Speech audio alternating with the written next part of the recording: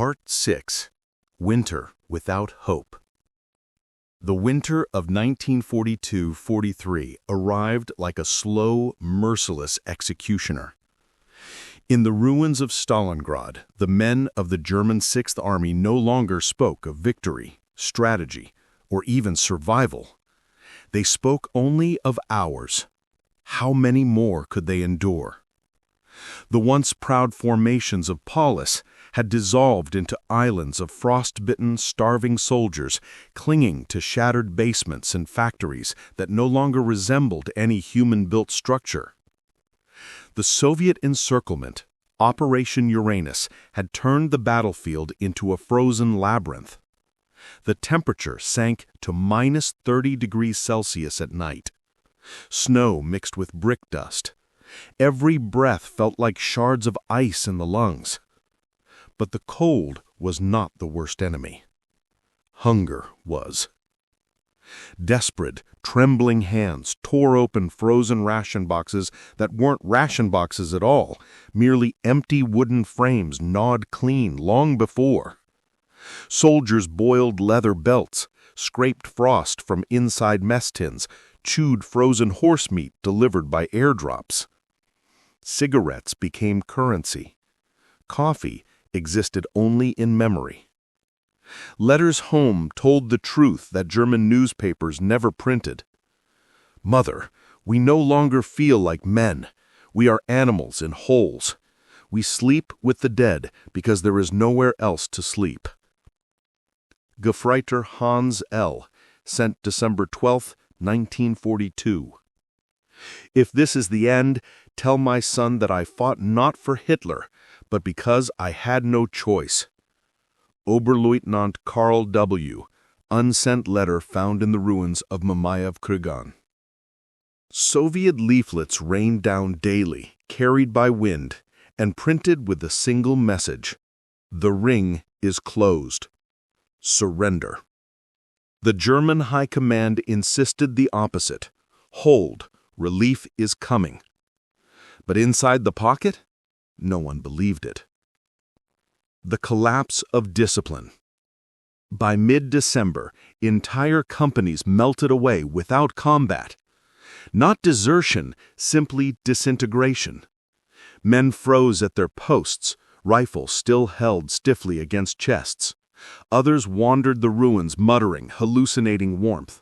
A few huddled around burning books taken from the city's libraries, irony lost on no one. Medical stations overflowed. The wounded lay in trenches or entryways, covered with tattered blankets that stiffened into icy slabs overnight. Lice spread like fire. Dysentery thinned the ranks faster than Soviet bullets. Field doctors wrote bluntly, "We amputate fingers with pocket knives. There is no anesthetic." Report of Dr. Heinrich M., 6th Army Medical Corps. Yet orders from the Reich continued, colder than the weather. Stalingrad must not fall. The phrase circulated among the starving soldiers like a bitter joke. The Luftwaffe's broken promise.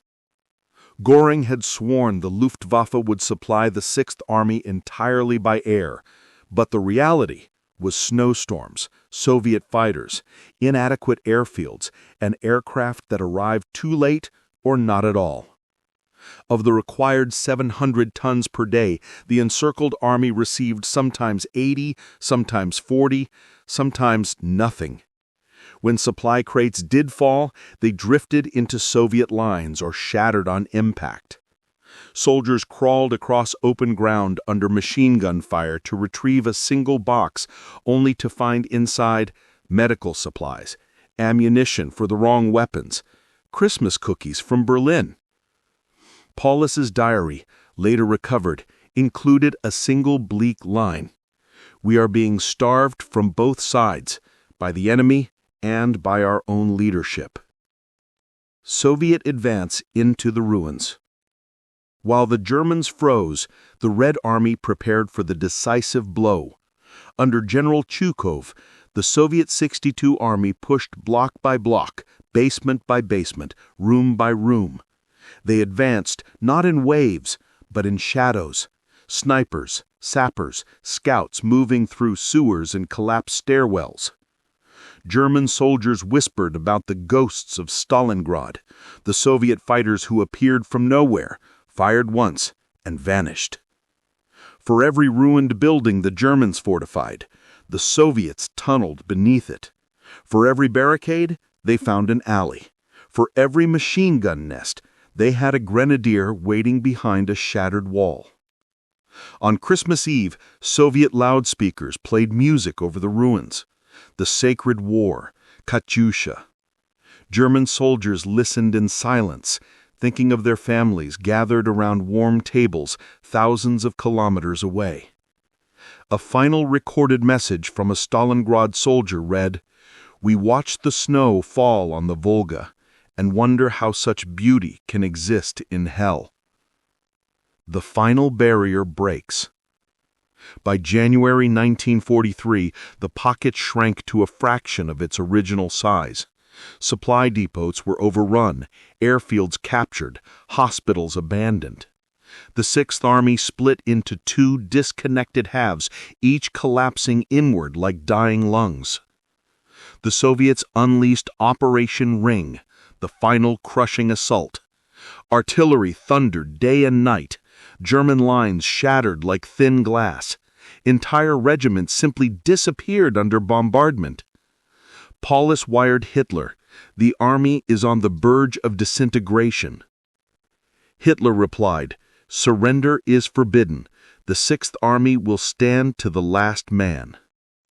But inside Stalingrad, there were almost no men left, only shadows. Part 7.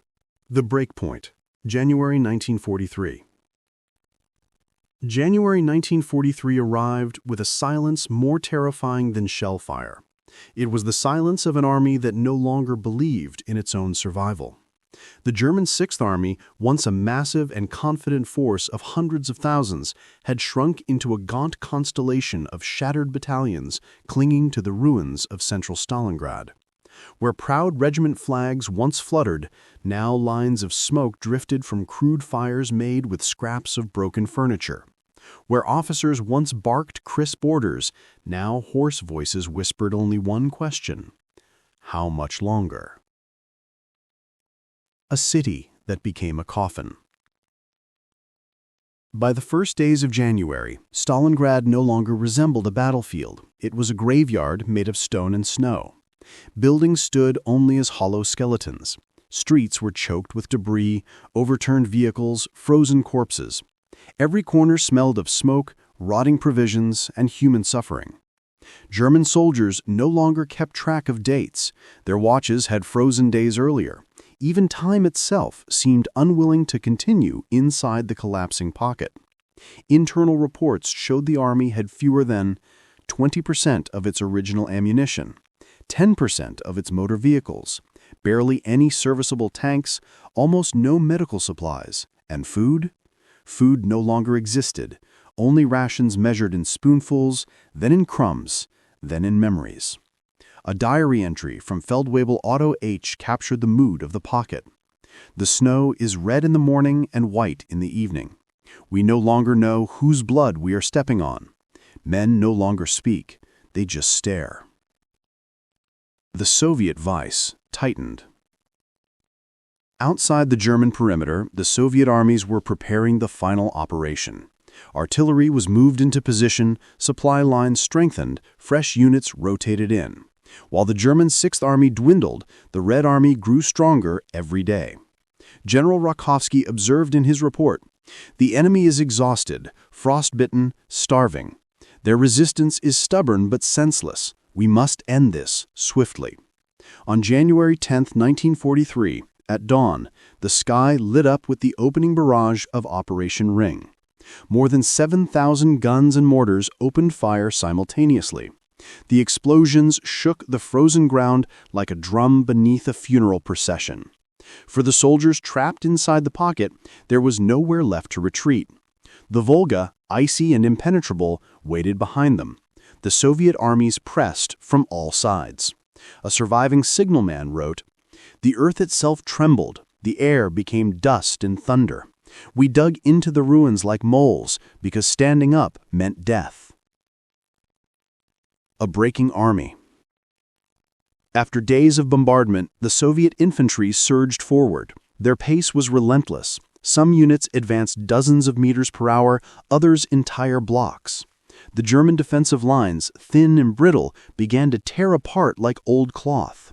Company commanders reported, men too weak to carry rifles, machine guns frozen into blocks of metal, artillery crews dead at their guns, units reduced from 120 men to 14. One battalion reported having more horses than soldiers still able to fight. Even the wounded begged for weapons, not out of hope for victory, but from a desire to die fighting rather than freezing. A wounded sergeant interviewed after the war recalled, "You could no longer tell who was alive unless he moved. We wrapped the dead in blankets and sat with them because the bodies kept the wind out." The Wehrmacht had reached its breaking point. The collapse of the external perimeter. The first major collapse occurred near the western edge of the pocket. Soviet forces broke through the defenses at the tractor factory and advanced like a flood through trenches and ruins. German counterattacks, once precise and disciplined, now looked like desperate lunges. Small groups of exhausted men stumbled forward, fired a few rounds, then fell back coughing, bleeding, or fainting. The Soviet advance was methodical. Every block taken, every basement cleared, every fire point silenced. A Soviet platoon commander recalled, "The enemy fought like ghosts, thin, pale, wrapped in rags. They were no longer soldiers, they were survivors." Inside Paulus's headquarters. At the same time, the 6th Army headquarters in the Univermag department store was sinking into paralysis. Paulus, once composed and rigid, now sat for hours without speaking, listening to incoming reports that sounded more like funeral announcements than military updates. His chief of staff, General Schmidt, pushed for a breakout. Other officers urged surrender. Paulus, trapped between duty and reality, wrote quietly, "The army is finished. It is only a matter of days." Meanwhile, Hitler continued to order the impossible. Hold Stalingrad at all costs. The army must not retreat. Capitulation is forbidden. The word forbidden echoed bitterly through the ruins. Many officers tore up these messages in silence. The moment of realization. By late January, the pocket had shrunk to a twisted knot of rubble barely 10 kilometers across. German soldiers huddled in cellars, too weak to stand, too cold to sleep. Ammunition ran so low that some platoons had only 5 bullets to share. It was during this final stage that the 6th Army understood the truth. The war was lost. The leadership had abandoned them. Stalingrad was not a battle. It was a tomb. A surviving letter found on a fallen officer said, "We have fought enough. Whatever happens now, it is out of our hands. Tell my family I love them. Tell Germany we tried." The breakpoint had arrived. The end was near. Part 8. The Last Radio Messages. The final days of January 1943 were marked not by the roar of artillery, nor the crack of rifles, but by the fading heartbeat of an army dying through its own radios.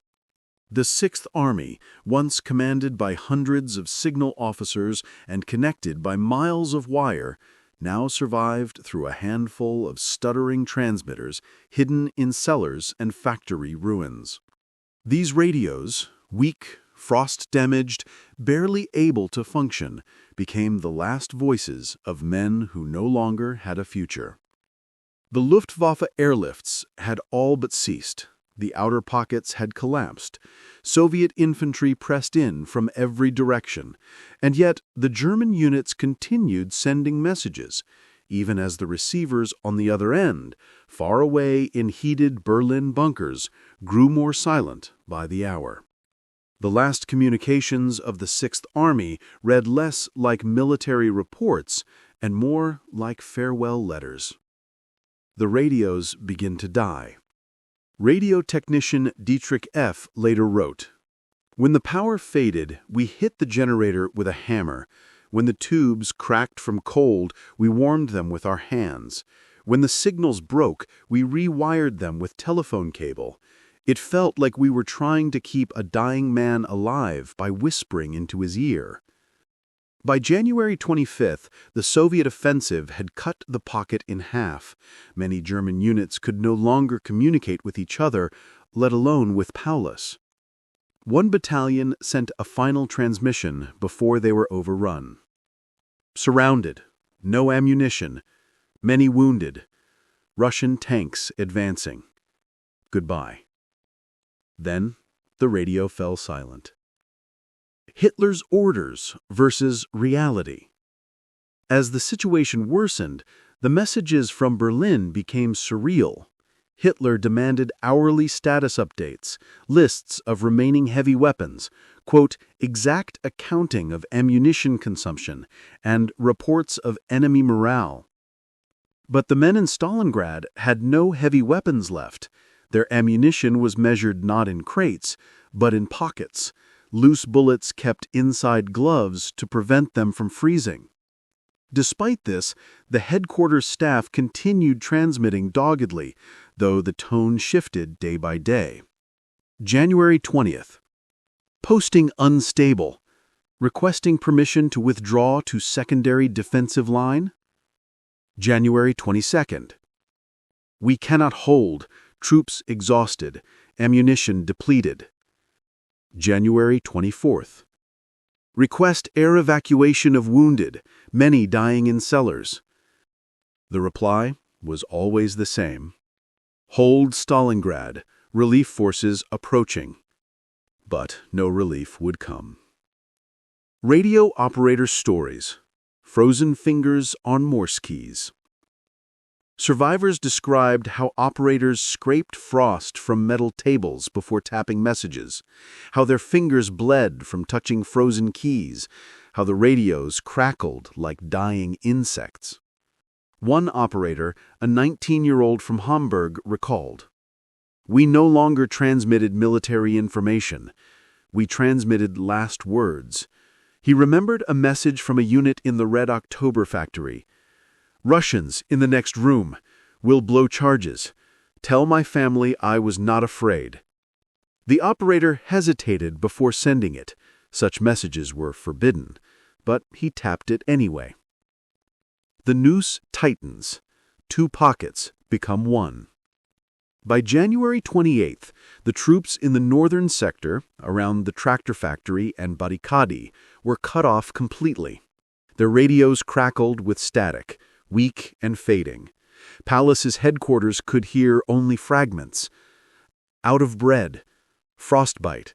Attacked again. No more medics. We wait for nightfall to burn the dead. Within hours, even the fragments vanished. A final northern pocket message. This is the last transmission.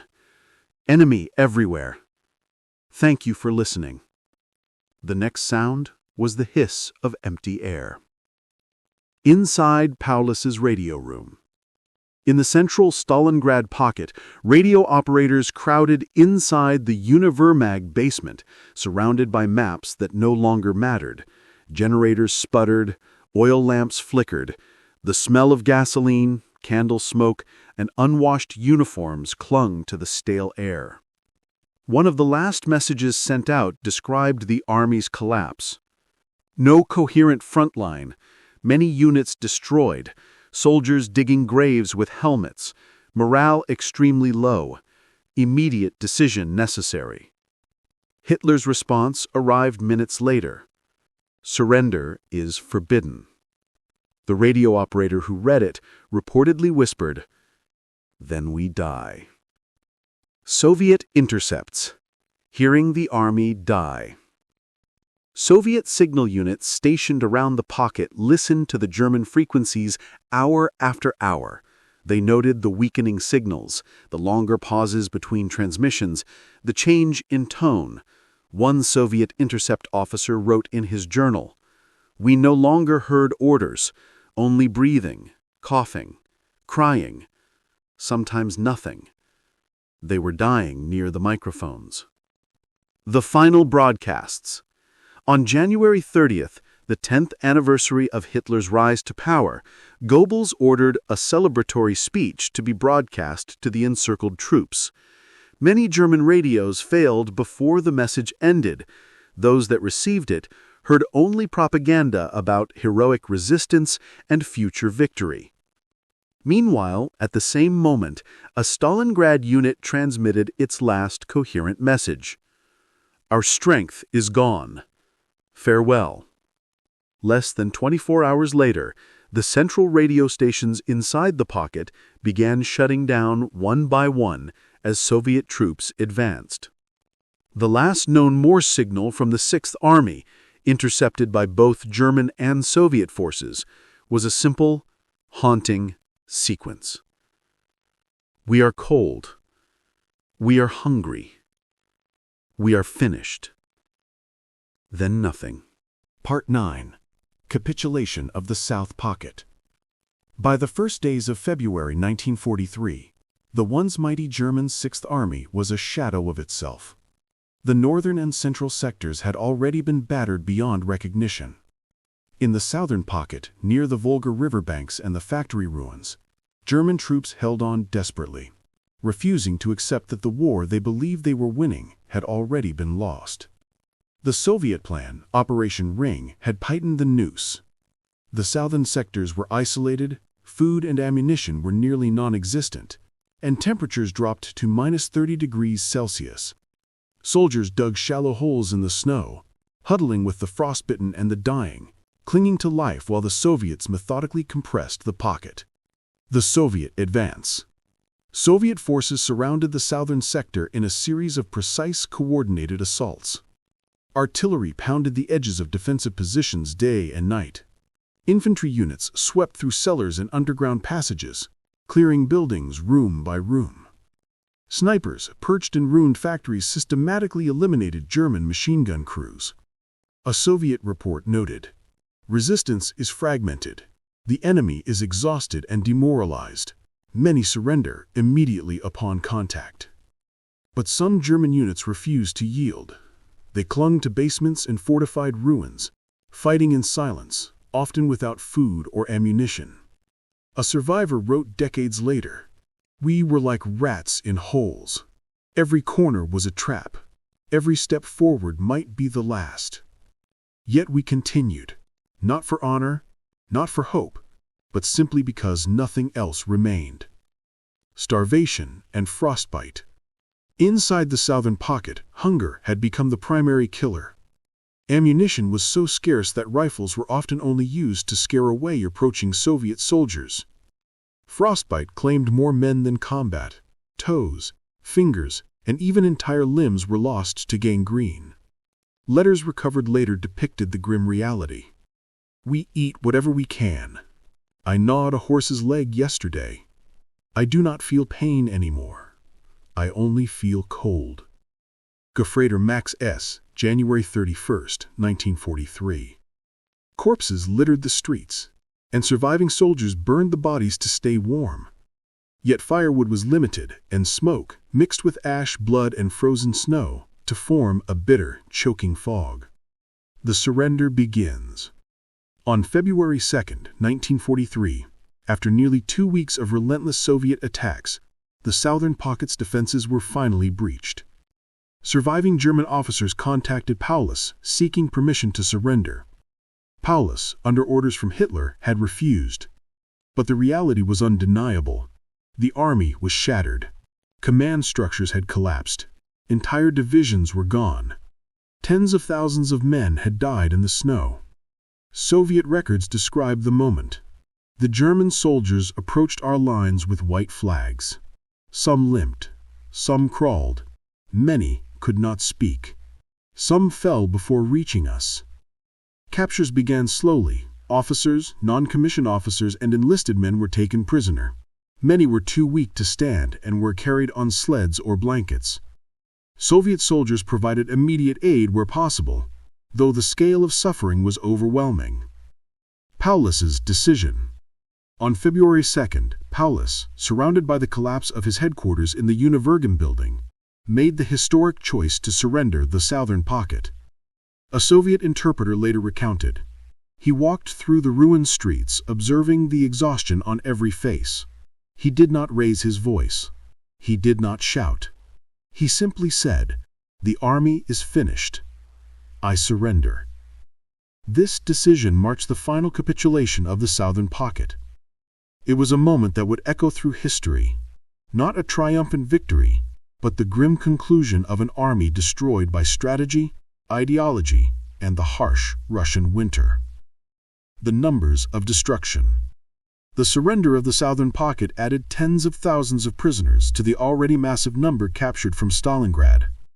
Remaining soldiers, 91,000. Officers, 8,000 plus. Generals, 24. Most were immediately taken into captivity. Food, medical care, and shelter were provided, but the conditions were harsh. Thousands of men died in the weeks following surrender from frostbite, starvation, and disease. The human face of surrender. Eyewitness accounts captured the raw emotions. Some soldiers cried for the first time in months. Some silently accepted death, bowing to fate. Some begged Soviet troops to allow them to die rather than be captured. A Soviet veteran recalled, "They were hollow-eyed, skeletal. They could hardly walk. Some muttered names of children, wives, towns and cities they would never see again. We did not mock them. They were already ghosts." The symbolic end. The surrender of the southern pocket marked the de facto end of the Sixth Army as a fighting force. The Battle of Stalingrad, which had raged for 6 months, concluded with an estimated 91,000 German soldiers captured alive, tens of thousands of deaths before surrender, and the irreversible collapse of Germany's Eastern Front. Stalingrad became a symbol, the first decisive defeat of the Wehrmacht, and a turning point in World War II. Part 10. Paulus taken prisoner. When Field Marshal Friedrich Paulus finally stepped into the snow-choked streets of Stalingrad's southern pocket on February 2, 1943, he was not greeted with fanfare. There were no salutes, no ceremonial surrender. Instead, he faced the quiet devastation of an army that had been reduced to shadows. Starving men, frost-bitten soldiers, and the scattered ruins of what had been one of the Wehrmacht's most formidable formations surrounded him. Paulus, the man Hitler had exalted, the commander who had followed orders to the letter, was about to become the highest-ranking German officer ever taken prisoner in history. The moment of surrender. A Soviet lieutenant recalled the scene. He walked among the remnants of his staff. He did not shout. He did not gesture. He only nodded. Then he raised his hand in a silent surrender. The men around him lowered their heads. Paulus had refused the advice of subordinate officers to attempt a breakout or fight to the death. He understood that to continue fighting was meaningless. To surrender was survival for himself and what remained of his men. One of his aides later wrote, "He looked like a shadow of the man who had commanded an army of 300,000. His uniform was frozen stiff. His eyes were haunted. Yet in that moment, there was clarity." Taken into captivity. Paulus was escorted to a Soviet command post, where he was given warmth, food, and a bed, a stark contrast to the men he had led, many of whom were still dying in cellars or along the Volga's ice. A Soviet officer recorded, "He entered the room quietly. He did not resist. He did not speak except when spoken to. His hands shook slightly. His eyes told us he had seen the end of the world and survived." For Paulus, this was a moment of both relief and disbelief. The man who had carried Hitler's expectations now found himself under the control of the enemy he had spent months fighting. Interrogation and realization. Over the next weeks, Paulus was interrogated by Soviet intelligence. They asked him about army positions and remaining units, supply chains and Luftwaffe logistics, German morale and leadership. Paulus answered cautiously, often refusing to speak on matters of political ideology. Yet his answers revealed the truth Hitler had tried to suppress. The Sixth Army had been abandoned, encircled without adequate supplies, and effectively doomed from the start. A Soviet report noted, Paulus spoke with humility, not arrogance. He described his soldiers' suffering, the extreme cold, starvation, and despair. He did not blame the enemy. He spoke truthfully about the failure of leadership. The psychological collapse. Paulus's mental state reflected the enormity of the defeat. He had survived the impossible, yet the price was everywhere visible.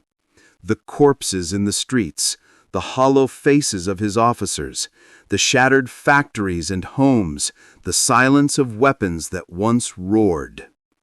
One Soviet officer described, he would sit for hours staring at a wall. Occasionally he would whisper the names of men whom he had commanded who had perished. There was sorrow, shame, and a strange relief in his voice. From field marshal to prisoner. The capture of Paulus marked a historic moment. He was the first German field marshal ever taken alive. Hitler had refused to promote him to Generalfeldmarschall to prevent him from surrendering. Paulus had been promoted anyway in January 1943 in what historians call an almost ironic gesture.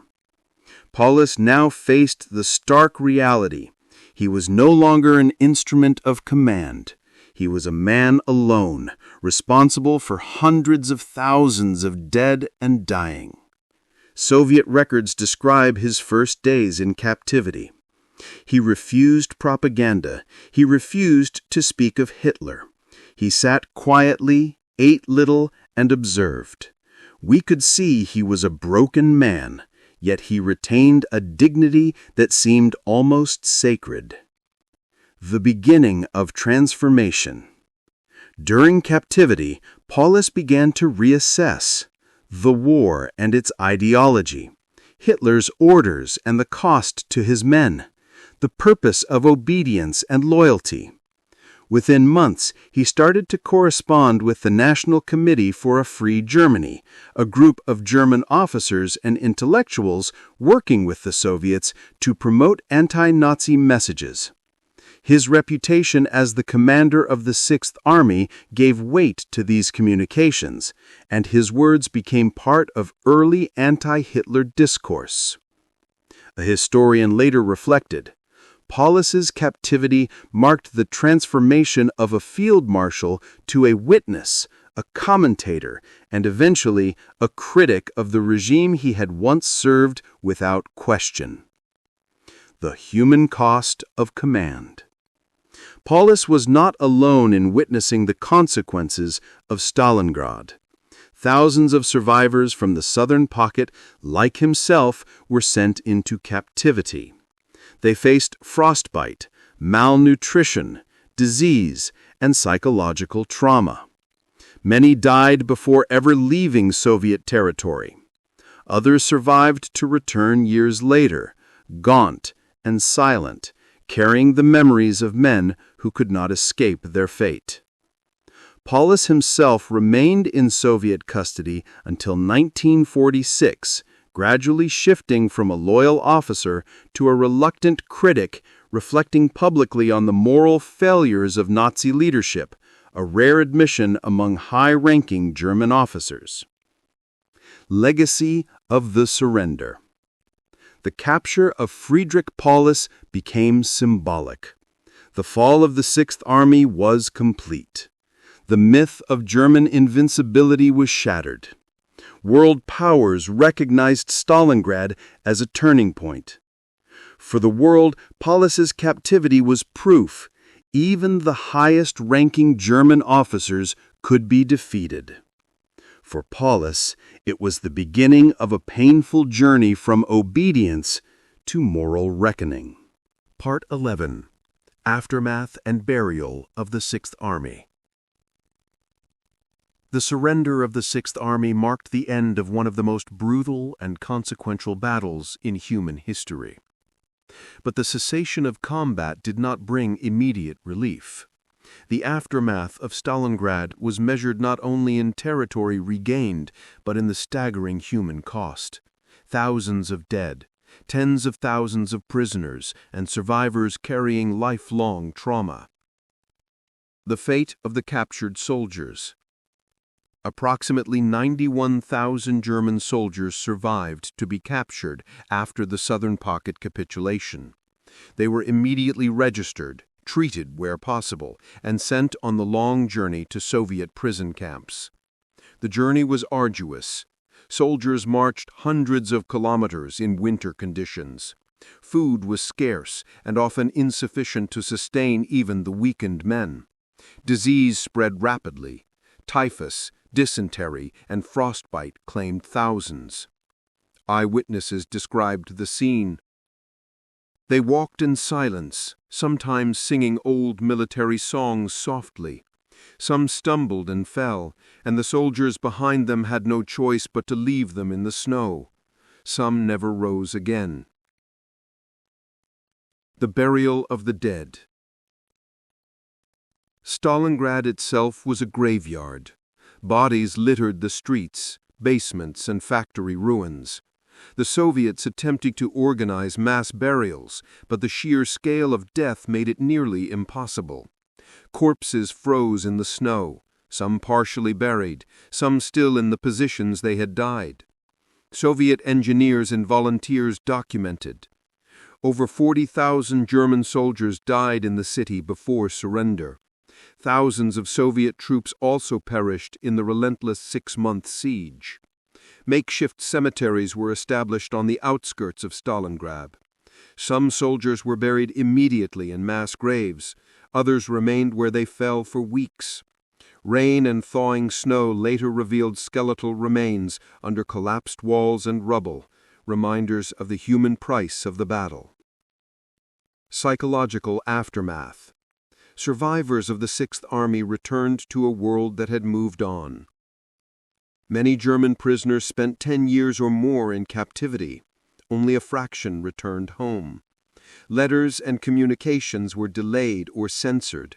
Families often did not know whether their loved ones were alive. Many survivors arrived home physically debilitated and emotionally scarred.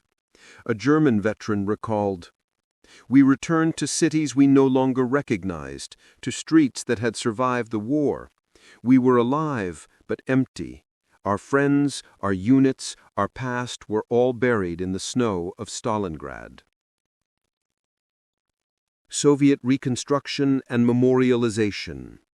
The city of Stalingrad itself began the long process of rebuilding. Ruins were cleared. New factories, housing, and schools were constructed. Memorials were established to honor Soviet soldiers and civilians who died. One of the most significant sites became Mamayev Kurgan, where thousands of graves were consolidated into a monumental memorial complex.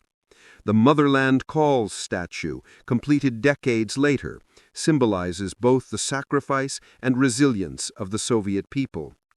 Soviet historians and propagandists used the battle to inspire patriotism and to memorialize the courage of ordinary citizens and soldiers alike. Lessons learned. Stalingrad became a cautionary tale for militaries and governments worldwide. Overextension and poor logistics can destroy even the most formidable forces. Weather and terrain are as deadly as any enemy.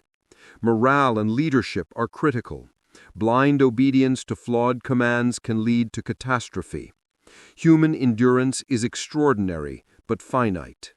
The story of the Sixth Army reminded the world that even highly trained, well-equipped forces could be annihilated by a combination of strategy, environment, and sheer human resolve. Legacy in history. Decades later, Stalingrad remains a symbol. In Germany, a place of reflection, grief, and moral reckoning. In Russia, a symbol of sacrifice, heroism, and national pride.